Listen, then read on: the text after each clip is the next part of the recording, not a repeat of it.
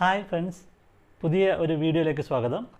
ഇന്നത്തെ വീഡിയോയിൽ നമ്മൾ പറയുന്നത് മരച്ചീനി കൊണ്ട് അല്ലെങ്കിൽ കപ്പ കൊണ്ട് കാർ ഓടിക്കാൻ പറ്റുമോ, അല്ലെങ്കിൽ ചോളം കൊണ്ട് കാർ ഓടിക്കാൻ പറ്റുമോ, കരിമ്പ് കൊണ്ട് കാർ ഓടിക്കാൻ പറ്റുമോ എന്നീ കാര്യങ്ങളാണ് നമ്മൾ ഈ വീഡിയോയിൽ പ്രധാനമായിട്ടും പറയുന്നത്.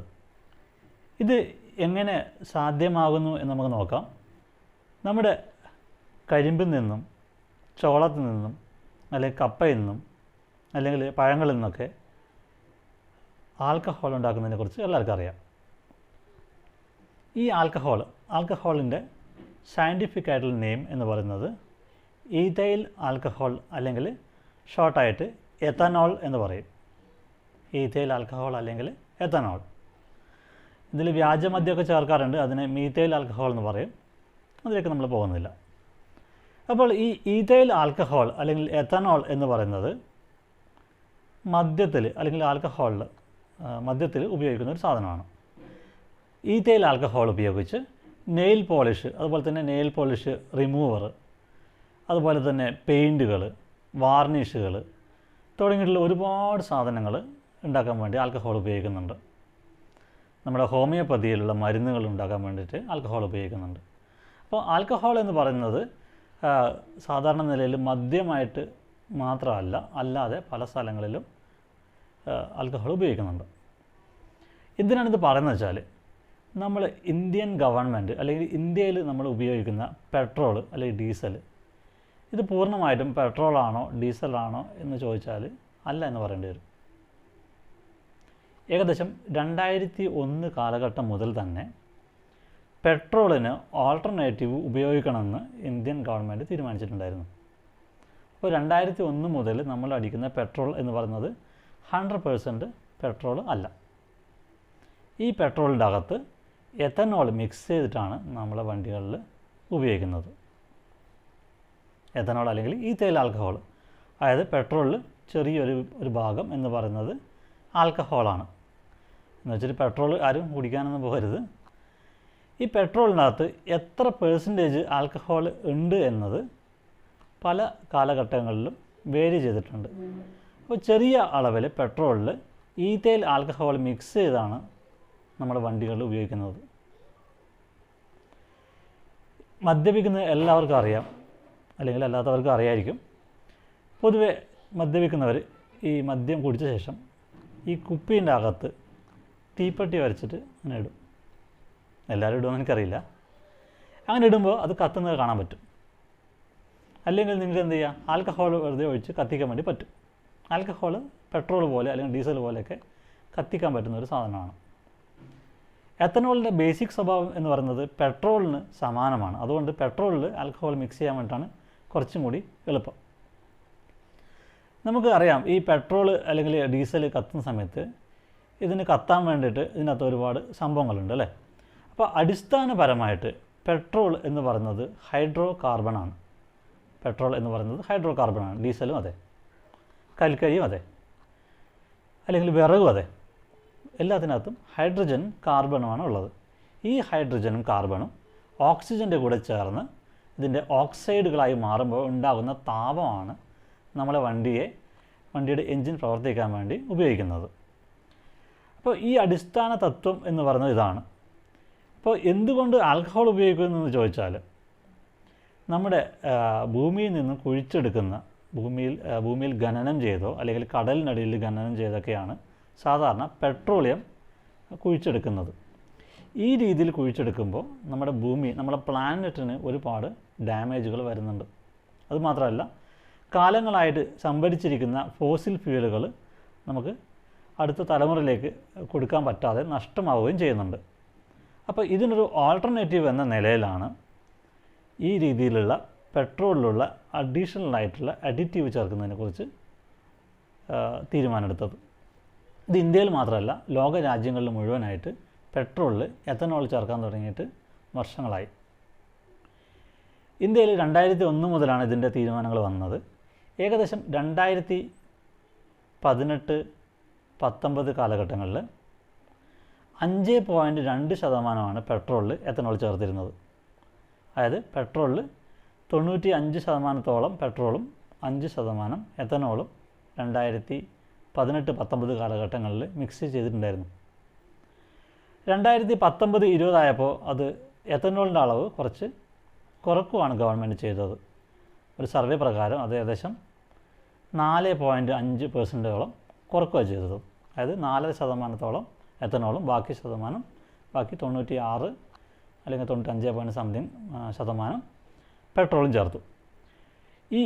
ഇപ്പോൾ നടക്കുന്ന ഈ വർഷം 2020-21 ഈ സമയങ്ങളിൽ ഏകദേശം 7.2% ഇപ്പോൾ നമ്മൾ ഉപയോഗിക്കുന്ന പെട്രോളിനകത്തുള്ള എത്തനോളിൻ്റെ അളവ്. അത് 2025 അല്ലെങ്കിൽ 30 ആകുമ്പോഴേക്ക് അത് 10-20% വരെ എത്തിക്കാനുള്ള ശ്രമമാണ്. അതായത് 20% എത്തനോളും 80% പെട്രോളും എന്ന നിലയിലേക്ക് മാറ്റാനാണ് ഗവൺമെൻറ് തീരുമാനിക്കുന്നത്. ഫോസിൽ ഫ്യൂവലായിട്ടുള്ള പെട്രോളിന് ഒരു മുഴുവനായിട്ട് ഉപയോഗിക്കുന്നതിന് പകരം അതിനകത്ത് കുറച്ച് എത്തനോൾ ഉപയോഗിക്കുക എന്നതാണ് ഇതിനെക്കൊണ്ട് ഉദ്ദേശിക്കുന്നത്. എത്തനോൾ ഉണ്ടാക്കാൻ വേണ്ടിയിട്ട് നമ്മൾ ഉപയോഗിക്കുന്നത് നമുക്ക് ചാരായം വാറ്റുക അല്ലെങ്കിൽ വാറ്റുക എന്ന് പറഞ്ഞാൽ എല്ലാവർക്കും അറിയാം അല്ലേ. ബേസിക്കലി ഇവിടെ ഇതന്നെയാണ് സംഭവിക്കുന്നത്. ചോളം ആയാലും കരിമ്പായാലും കപ്പയായാലും ഇതിൻ്റെ അകത്തുനിന്നൊക്കെ എന്ത് ചെയ്യാൻ പറ്റും? ആൽക്കഹോൾ ഉണ്ടാക്കാൻ വേണ്ടി പറ്റും. അതുണ്ടാക്കാൻ പറ്റും. പ്രഷർ കുക്കർ ഉപയോഗിച്ചൊക്കെ ഈ ഭക്ഷ്യധാന്യങ്ങളിൽ നിന്നും പഴങ്ങളിൽ നിന്നൊക്കെ ചാരായം ആൾക്കാർ ഉണ്ടാക്കാറുണ്ട് അല്ലേ. ചാരായം എന്ന് പറയുന്നത് അടിസ്ഥാനപരമായി ഈഥെയിൽ ആൽക്കഹോളാണ്. അപ്പോൾ ഇവിടെ ചോളം അല്ലെങ്കിൽ മറ്റ് ധാന്യങ്ങളിൽ നിന്നൊക്കെ ആൽക്കഹോൾ ഉണ്ടാക്കി ഈ ആൽക്കഹോൾ പെട്രോളിൽ മിക്സ് ചെയ്യുന്ന ഒരു രീതിയാണ്. ആൽക്കഹോൾ പെട്രോളിൽ മിക്സ് ചെയ്യാന്ന് പറഞ്ഞാൽ അങ്ങനെ ഈസി ആയിട്ട് മിക്സ് ചെയ്യാനൊന്നും പറ്റില്ല. ആൽക്കഹോൾ പെട്രോളിൽ മിക്സ് ചെയ്യുന്നത് ഇന്ത്യയിൽ പ്രത്യേകിച്ചിട്ടും തമിഴ്നാട്ടിലാണുള്ളത്. തമിഴ്നാട്ടിൽ മധുരയിലും അങ്ങനെ കോയമ്പത്തൂരും അങ്ങനെയൊക്കെ ആയിട്ട് ഇന്ത്യൻ ഓയിൽ കോർപ്പറേഷൻ ഏകദേശം ഒരു 4-5 സ്ഥലങ്ങളിൽ പെട്രോളിൽ ആൽക്കഹോൾ മിക്സ് ചെയ്യുന്ന സ്ഥാപനങ്ങളുണ്ട്. അതുപോലെ തന്നെ ഹിന്ദുസ്ഥാൻ പെട്രോളിയത്തിനും തമിഴ്നാട്ടിലാണ് കൂടുതലായിട്ടും അതിൻ്റെ പ്ലാന്റ് വരുന്നത്. കൂടുതലായിട്ടും പറയുകയാണെങ്കിൽ ഇന്ത്യയിൽ തമിഴ്നാട്ടിലാണ് ഇന്ത്യൻ ഓയിൽ കോർപ്പറേഷൻ ആയാലും അല്ലെങ്കിൽ ഹിന്ദുസ്ഥാൻ പെട്രോളിയത്തിനായാലും പെട്രോളിൽ എത്തനോൾ മിക്സ് ചെയ്യുന്ന ഫാക്ടറികൾ ഉള്ളത്. അങ്ങനെ മിക്സ് ചെയ്തിട്ടുള്ള പെട്രോളുകൾ ഇന്ത്യയിൽ തന്നെ ഒരുപാട് സംസ്ഥാനങ്ങളിൽ ഉപയോഗിക്കുന്നുണ്ട്. അപൂർവം ചില സംസ്ഥാനങ്ങളിൽ ഓൾറെഡി 10% എത്തനോൾ മിക്സ് ചെയ്ത പെട്രോൾ ഉപയോഗിക്കുന്നുണ്ട്. അപ്പോൾ ഇന്ത്യക്ക് പുറമേയുള്ള രാജ്യങ്ങളിലാണെങ്കിൽ ഈ പെട്രോൾ മിക്സ് ചെയ്ത ഈ എത്തനോൾ മിക്സ് ചെയ്ത പെട്രോൾ അല്ലെങ്കിൽ എത്ര പെർസെൻറ്റേജ് ഉണ്ടോ അതിനനുസരിച്ചിട്ട് അതിനകത്ത് ഒരു നമ്പർ കാണിക്കും. ഇപ്പോൾ ഒരു എക്സാമ്പിൾ പറയുകയാണെങ്കിൽ 10% എത്തനോളും 90% പെട്രോളും ആണെങ്കിൽ ഈ 10%-ന് E10 എന്ന് എഴുതിയിട്ടുണ്ടാവും. അപ്പോൾ നമ്മൾ പെട്രോൾ പമ്പിൽ പോയി പെട്രോൾ അടിക്കുന്ന സമയത്ത് ആ പെട്രോളിൻ്റെ മേലെ പെട്രോൾ അടിക്കുന്ന ആ ഒരു മെഷീൻ്റെ മേലെ അല്ലെങ്കിൽ അതിൻ്റെ ആ ഒരു ലിവറിൻ്റെ മേലെയൊക്കെ E10 എന്ന് എഴുതിയിട്ടുണ്ടാവും. E10 എന്ന് പറഞ്ഞാൽ എത്തനോൾ 10, ബാക്കി പെട്രോൾ ആയിരിക്കുമല്ലോ, ബാക്കി ഫോസിൽ ഫ്യൂവലായിട്ടുള്ള അല്ലെങ്കിൽ ക്രൂഡ് ഓയിൽ നിന്നുണ്ടാക്കിയിട്ടുള്ള പെട്രോൾ. അപ്പോൾ 10%. അപ്പോൾ ഇവിടെ 100% നമ്മൾ എത്തനോൾ മാത്രമായിട്ട് വണ്ടിയിൽ ഉപയോഗിക്കുമ്പോൾ 100% പെട്രോളിന് പകരമായിട്ട് എത്തനോൾ ഉപയോഗിച്ചാൽ അല്ലെങ്കിൽ കപ്പയിൽ നിന്നോ ചോളത്തു നിന്നോ ഒക്കെ നമ്മൾ എത്തനോൾ ഉണ്ടാക്കി അങ്ങനെ വണ്ടിയിൽ ഉപയോഗിച്ചാൽ എന്താണ് പ്രശ്നം എന്ന് വെച്ചാൽ ഇപ്പോഴത്തെ രീതിയിൽ എഞ്ചിന് ചില മാറ്റങ്ങൾ വരുത്തേണ്ടി വരും, ചെറിയ മാറ്റങ്ങൾ വരുത്തേണ്ടി വരും. പക്ഷേ പെട്രോളിന് പകരമായിട്ട് നമുക്ക് എത്തനോൾ ഉപയോഗിക്കാൻ പറ്റുകയൊക്കെ ചെയ്യും. പക്ഷേ 100% അങ്ങനെ ഉപയോഗിക്കുമ്പോൾ ഈ 100 ആയിട്ടുള്ള ഒരു ഇത് ഉപയോഗിക്കുമ്പോൾ ചില ബുദ്ധിമുട്ടുകളുണ്ട്. അല്ലെങ്കിൽ തന്നെ പെട്രോളിൽ എത്തനോൾ മിക്സ് ചെയ്യുമ്പോൾ ചില ഡിസഡ്വാൻറ്റേജുകൾ എത്തനോളിനുണ്ട്. എത്തനോളിൻ്റെ അഡ്വാൻറ്റേജ് എന്ന് പറയുന്നത് നമുക്ക് പെട്രോളിൻ്റെ ക്വാളിറ്റി നമ്മൾ നിശ്ചയിക്കുന്നത് അതിൻ്റെ ഒക്ടെയിൻ നമ്പർ കൊണ്ടാണ്. Octane number. ഡീസലിൻ്റെ ക്വാളിറ്റി തീരുമാനിക്കുന്ന നമ്പർ എന്ന് പറയുന്നത് സീറ്റെയിൻ നമ്പറാണ്. അപ്പോൾ ഇവിടെ നമുക്ക് ഒക്ടെയിൻ നമ്പർ 100 ആയിട്ടുള്ള പെട്രോൾ നമുക്ക് അവൈലബിൾ അല്ല. നമ്മുടെ പെട്രോൾ പമ്പിൽ കിട്ടുന്ന ഐസോ ഒക്ടെയിൻ എന്ന് പറയുന്നതാണ് 100 ആയിട്ടുള്ള നമ്പർ. പക്ഷേ നമ്മൾ എത്തനോൾ ഉപയോഗിക്കുമ്പോൾ ഈ ഒക്ടെയിൻ നമ്പർ കൂടുക ചെയ്യുന്നത്. ഒക്ടെയിൻ നമ്പർ കൂടുമ്പോൾ വണ്ടീൻ്റെ നോക്കിംഗ് ഒക്കെ കുറയും. അതുമാത്രമല്ല വണ്ടീൻ്റെ ഡിറ്റർജൻറ്റ് സ്വഭാവം, പെട്രോളിനൊക്കെ ഒരു ഡിറ്റർജൻറ്റ് സ്വഭാവമുണ്ട്, ആ സ്വഭാവം കൂടും. ഡീസലിലാണെങ്കിൽ നമ്മൾ അഡീഷണലായിട്ട് ഒരുപാട് ഡിറ്റർജൻറ്റുകൾ യൂസ് ചെയ്യുന്നുണ്ട്. എത്തനോൾ പെട്രോൾ മിക്സ് ചെയ്യുമ്പോഴുള്ള പ്രധാന ദോഷം എന്ന് വെച്ചാൽ എത്തനോൾ വെള്ളത്തിനെ അബ്സോർബ് ചെയ്യും. 2 കാര്യങ്ങളാണുള്ളത്, അഡ്സോർപ്ഷനും ഉണ്ട്, അബ്സോർപ്ഷനും ഉണ്ട്. അബ്സോർപ്ഷൻ എന്ന് പറഞ്ഞാൽ നമ്മളിവിടെ സ്പോഞ്ച് എടുത്തിട്ട് വെള്ളത്തിലിട്ട് കഴിഞ്ഞാൽ ആ സ്പോഞ്ച് വെള്ളം മുഴുവനായിട്ട് എന്ത് ചെയ്യും, ആ സ്പോഞ്ച് കുടിക്കും. ഇതിനെ നമ്മൾ അബ്സോർപ്ഷൻ എന്ന് പറയും അല്ലേ. നമ്മൾ സ്പോഞ്ചോ അല്ലെങ്കിൽ പഞ്ഞിയൊക്കെ എടുത്തിട്ട് വെള്ളത്തിലിട്ടാൽ ആ പഞ്ഞി മുഴുവനായിട്ട് വെള്ളം കുടിക്കും. ഇതിനാണ് അബ്സോർപ്ഷൻ എന്ന് പറയുന്നത്. അഡ്സോർപ്ഷൻ എന്ന് പറയുന്നത് അങ്ങനെയല്ല, ചെറിയ രീതിയിൽ അതിൻ്റെ ഔട്ടർ ലെവലിലുള്ള മോളിക്യൂൾസ് മാത്രം വെള്ളത്തിനെ അബ്സോർബ് ചെയ്യുന്നതിനാണ് അഡ്സോർപ്ഷൻ എന്ന് പറയുന്നത്. അത് ഒരു എക്സാമ്പിൾ പറയുകയാണെങ്കിൽ നമ്മൾ മരത്തിൻ്റെയൊക്കെ വാതിൽ തണുപ്പുള്ള കാലാവസ്ഥയിൽ അടക്കാൻ വേണ്ടി കുറച്ച് ബുദ്ധിമുട്ടുണ്ടാവും അല്ലേ. അതായത് മരത്തിൻ്റെ വലിപ്പം കുറച്ച് ചെറിയ രീതിയിൽ കൂടും. അപ്പോൾ ആ സമയത്ത് മഴക്കാലത്ത് നമുക്ക് ഡോർ അടക്കുമ്പോൾ ഡോർ ചെറിയ ടൈറ്റ് വരും. വേനൽക്കാലത്ത് അത് കുറച്ച് ഈസി ആയിട്ട് തോന്നും. ഇത് അഡ്സോർപ്ഷൻ കൊണ്ടാണ്. എത്തനോൾ ഫ്യൂവൽ എന്ന് പറയുന്നത് ഹൈഗ്രോസ്കോപ്പിക് ആണ്. ഹൈഗ്രോസ്കോപ്പിക് എന്ന് പറഞ്ഞാൽ അഡ്സോർപ്ഷനും അബ്സോർപ്ഷനും ഉള്ള വസ്തുക്കളെയാണ് ഹൈഗ്രോസ്കോപ്പിക് എന്ന് പറയുന്നത്. അപ്പോൾ ഈ ഹൈഗ്രോസ്കോപ്പിക് സ്വഭാവം ഉള്ളതുകൊണ്ട് അന്തരീക്ഷത്തിലുള്ള വെള്ളം, അന്തരീക്ഷത്തിൽ മോയ്സ്ചർ ഉണ്ട് അല്ലേ, അന്തരീക്ഷത്തിൽ മോയ്സ്ചർ ഉണ്ട്, ജലകണികകളുണ്ട്, വെള്ളത്തിൻ്റെ അംശമുണ്ട് നമ്മളെ അന്തരീക്ഷത്തിൽ. ഈ അന്തരീക്ഷത്തിലുള്ള വെള്ളത്തിനെ ഈ എത്തനോൾ പെട്ടെന്ന് വലിച്ചെടുക്കും. അങ്ങനെ വലിച്ചെടുത്തിട്ട് പെട്രോളിലുള്ള എത്തനോൾ ഈ അന്തരീക്ഷത്തിലുള്ള വെള്ളത്തിന് വലിച്ചെടുത്ത് നമ്മൾ പെട്രോളിൻ്റെ കൂടെ വെള്ളം വരാനുള്ള ഒരു സാധ്യത എത്തനോൾ ഉപയോഗിക്കുമ്പോൾ ഉണ്ട്. അപ്പോൾ പെട്രോളിന് വെള്ളത്തിന് വേർതിരിച്ചെടുക്കുന്ന ഒരു പ്രശ്നം, അല്ലെങ്കിൽ പെട്രോളിൽ നമ്മളെ വണ്ടീനകത്ത് വെള്ളം കയറി വരുന്ന അവസ്ഥ, ഫ്യൂൽ ഇഞ്ചക്ഷൻ്റെ കൂടെ വെള്ളം കൂടി സ്പ്രേ ആകുന്നൊരവസ്ഥ ഒക്കെ വരും. അതാണ് ഇതിൻ്റെ ഒരു ഡ്രോബാക്ക് എന്ന് പറയുന്നത്. അപ്പോൾ ഇത് ഡീസലിലാണെങ്കിൽ അത് കുറച്ചുകൂടി കൂടുതൽ പ്രശ്നമാണ്. ഡീസലിന് നമ്മൾ പൊതുവെ ഡീസലിനൊരു ഓൾട്ടർനേറ്റീവ് എന്ന് പറഞ്ഞിട്ട് ബയോഡീസൽ, അതായത് ഭക്ഷ്യധാന്യങ്ങളിൽ നിന്നും അല്ലെങ്കിൽ ഭക്ഷ്യധാന്യങ്ങളുടെ വേസ്റ്റിൽ നിന്നൊക്കെ ബയോഡീസൽ എന്നൊരു സാധനം ഓൾറെഡി ഉണ്ടാക്കിയിട്ടുണ്ട്.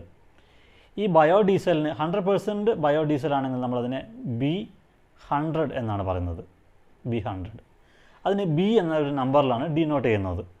അപ്പോൾ ഡീസലിനകത്ത് നമ്മൾ ഡീസൽ അടിക്കുമ്പോൾ അതിൽ B എന്നുള്ള നമ്പറും, അതുപോലെ തന്നെ പെട്രോളാണെങ്കിൽ എഥനോൾ മിക്സ് ആണെങ്കിൽ അതിൽ E എന്ന നമ്പറും കാണാൻ പറ്റും.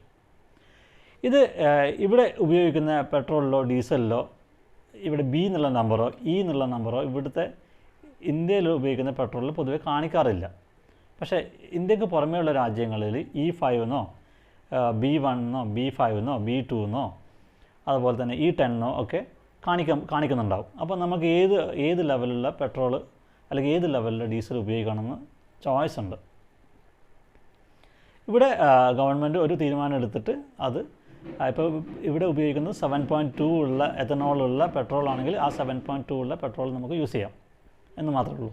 അതാണ് ഒരു വ്യത്യാസം.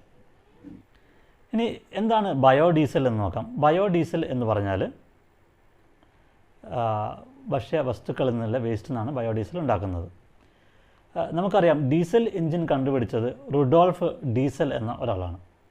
Rudolf Diesel. അപ്പോൾ ഈ ബയോഡീസൽ എന്ന് പറയുന്നത് വെജിറ്റബിൾ ഓയിലിൻ്റെ കൂടെ ആൽക്കഹോൾ മിക്സ് ചെയ്തിട്ടാണ് ബയോഡീസൽ ഉണ്ടാക്കുന്നത്. അപ്പോൾ ഭക്ഷണത്തിൻ്റെ വേസ്റ്റിൽ നിന്നും അങ്ങനെ പല സാധനങ്ങളിൽ നിന്നും ഓൾറെഡിയുള്ള പഴയ ഓയിലിൽ നിന്നും അങ്ങനത്തെ ഒരുപാട് ഭക്ഷ്യവസ്തുക്കളൊക്കെ ഉപയോഗിച്ച് അതിൻ്റെ അകത്ത് നിന്ന് കിട്ടുന്ന സാധനത്തിൻ്റെ അകത്ത് ആൽക്കഹോൾ മിക്സ് ചെയ്ത് നമുക്ക് ബയോഡീസൽ ഉണ്ടാക്കാം. അപ്പോൾ ബയോഡീസൽ ഉണ്ടാക്കുമ്പോൾ 100% ബയോഡീസൽ ആണെങ്കിൽ അതിനെ B100 എന്ന് പറയും. സാധാരണ ഡീസലിൻ്റെ കൂടെ ബയോഡീസൽ മിക്സ് ചെയ്തതാണെങ്കിൽ അതിൻ്റെ പെർസെൻറ്റേജ് അനുസരിച്ചിട്ടാണ് അതിന് പറയുക. B5 ആണെങ്കിൽ 5% ബയോഡീസലും ബാക്കി 95% ക്രൂഡ് ഓയിലിൽ നിന്ന് അല്ലെങ്കിൽ പെട്രോളിയത്തിൻ്റെ അകത്ത് നിന്ന് ഉണ്ടാക്കുന്ന ഡീസലുമായിരിക്കും. ബയോഡീസൽ ഉണ്ടാക്കുന്ന ഒരു പ്രോസസ്സിൻ്റെ പേര് ട്രാൻസ് എസ്റ്ററിഫിക്കേഷൻ എന്നാണ്. ട്രൈഗ്ലിസറൈഡിൻ്റെ കൂടെ ആൽക്കഹോൾ മിക്സ് ചെയ്ത് ഈസ്റ്ററും ഗ്ലിസറോളും ഉണ്ടാവും. ബയോഡീസൽ 100% ബയോഡീസൽ ഉപയോഗിക്കുമ്പോൾ എഞ്ചിനിൽ നമ്മളിപ്പോഴുള്ള ഡീസൽ എഞ്ചിനിൽ 100% ബയോഡീസൽ ഉപയോഗിക്കാൻ വേണ്ടി പറ്റില്ല. അങ്ങനെ ഉപയോഗിക്കണമെങ്കിൽ ഡീസൽ എഞ്ചിനിൽ ചില മാറ്റങ്ങൾ വരുത്തേണ്ടി വരും. പക്ഷേ ബയോഡീസൽ ഒരു ചെറിയ പെർസെൻറ്റേജൊക്കെ 10% ഉപയോഗിക്കുകയാണെങ്കിൽ എഞ്ചിനിൽ വലിയ മാറ്റങ്ങളൊന്നും വരുത്തേണ്ടി വരില്ല. ഇപ്പോഴുള്ള CRDA എഞ്ചിനുകളിൽ ബയോഡീസലൊക്കെ ഉപയോഗിക്കാൻ വേണ്ടി പറ്റും. ബയോഡീസൽ ഉപയോഗിക്കാനും നമുക്ക് എത്തനോൾ ആവശ്യമുണ്ട്. അപ്പോൾ ഡീസൽ വണ്ടികളായാലും പെട്രോൾ വണ്ടികളായാലും നമുക്ക് എത്തനോൾ ആവശ്യമുണ്ട്. അപ്പോൾ ചോളം, മറ്റ് ധാന്യങ്ങളിൽ നിന്നൊക്കെ നമുക്ക് ഈ ആൽക്കഹോൾ ഉണ്ടാക്കാം. ആൽക്കഹോൾ ഉപയോഗിച്ച് നമുക്ക് ഫ്യൂവലിൽ ഒരു പെർസെൻറ്റേജ് നമുക്ക് ഈ ഭക്ഷ്യധാന്യങ്ങളിൽ നിന്ന് ഉണ്ടാക്കാൻ വേണ്ടി പറ്റും. പക്ഷേ ഭക്ഷ്യധാന്യങ്ങൾ ഈ എണ്ണ ഉപയോഗത്തിലേക്ക് മാറ്റി വെക്കുമ്പോൾ നമുക്കറിയാം ബില്യൺസ് ഓഫ് ലിറ്റർ ഡീസൽ അല്ലെങ്കിൽ പെട്രോളാണ് നമ്മൾ ഒരു ദിവസം ചിലവാക്കുന്നത്. അപ്പോൾ ഭക്ഷ്യധാന്യങ്ങൾ ഫ്യൂവൽ ഉണ്ടാക്കാൻ വേണ്ടി ഉപയോഗിച്ച് കഴിഞ്ഞാൽ സാധാരണ ആവശ്യങ്ങൾക്ക് കിട്ടാതെ ഒരു പ്രശ്നം വരും. അപ്പോൾ അതിനും ഒരു ആൾട്ടർനേറ്റീവ് കണ്ടെത്താൻ വേണ്ടിയുള്ള ശ്രമം നടക്കുന്നുണ്ട്. ഞാൻ കഴിഞ്ഞൊരു വീഡിയോ ചെയ്തിരുന്നു, hydrogen fuel cell car, hydrogen ഉപയോഗിച്ച് ഓടുന്ന കാർ, അതിനൊരു വീഡിയോ ചെയ്തിട്ടുണ്ടായിരുന്നു. അപ്പോൾ അതിനകത്ത് ഹൈഡ്രജൻ ഉപയോഗിച്ച് എങ്ങനെ കറണ്ട് ഉണ്ടാക്കി എങ്ങനെ വാഹനം ഓടിക്കാം എന്നൊക്കെ അതിനകത്ത് വളരെ ഡീറ്റെയിൽഡായിട്ട് പറയുന്നുണ്ട്. അപ്പോൾ എന്തായാലും ഈ ക്രൂഡ് ഓയിലിൽ നിന്നുള്ള ഫ്യൂവലിന് ഓൾട്ടർനേറ്റീവ് കണ്ടെത്തിയേ പറ്റൂ. ഇലക്ട്രിക് കാറുകൾ ഓൾറെഡി വന്നിട്ടുണ്ട്. അപ്പോൾ ഇതിലും വ്യത്യസ്തമായ ഒരുപാട് കാര്യങ്ങൾ ഓൾറെഡി നടന്നുകൊണ്ടിരിക്കുന്നുണ്ട്. അപ്പോൾ സിമ്പിളായിട്ട് പറയുകയാണെങ്കിൽ ചോളം ഉപയോഗിച്ചോ, കപ്പ ഉപയോഗിച്ചോ, അല്ലെങ്കിൽ മരച്ചീനി ഉപയോഗിച്ചോ, അല്ലെങ്കിൽ മറ്റ് ഭക്ഷ്യവസ്തുക്കൾ ഉപയോഗിച്ചോ നമുക്ക് വാഹനം ഓടിക്കാൻ പറ്റുമോ ചോദിച്ചാൽ പറ്റും എന്നാണ് ഇതിൻ്റെ ഉത്തരം. ഇതുമായി ബന്ധപ്പെട്ട കൂടുതൽ കാര്യങ്ങൾ അടുത്ത ഒരു വീഡിയോയിൽ പറയുന്നതായിരിക്കും. വീഡിയോ കണ്ട് സഹായിച്ച എല്ലാവർക്കും ഒരുപാട് നന്ദി.